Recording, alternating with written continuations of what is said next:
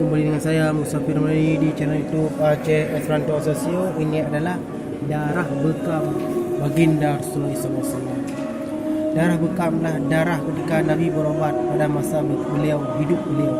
Para sahabat mengumpul darah-darah beliau dan berusaha untuk memperebutkannya, karena darah bekam Nabi ini adalah sangat-sangat, bisa kita bilang ini adalah darah yang sangat-sangat langka ini.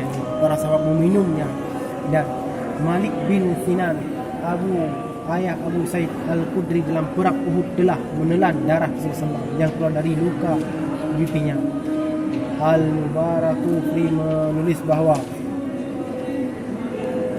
Malik bin Sinan, ayah Abu Sa'id Al-Khudri, telah menyedot darah dari pipi Rasulullah hingga menelannya.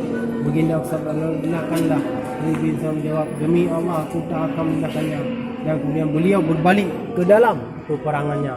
Berkatalah bahawa baginda Rasulullah, barang siapa yang ingin melihat seorang penduduk dari syurga, hendaklah ia melihat orang ini. Malik bin Sinan kemudian mati syahid. Ya Allah, inilah darah baginda Rasulullah pada masa beliau, masa hidup beliau.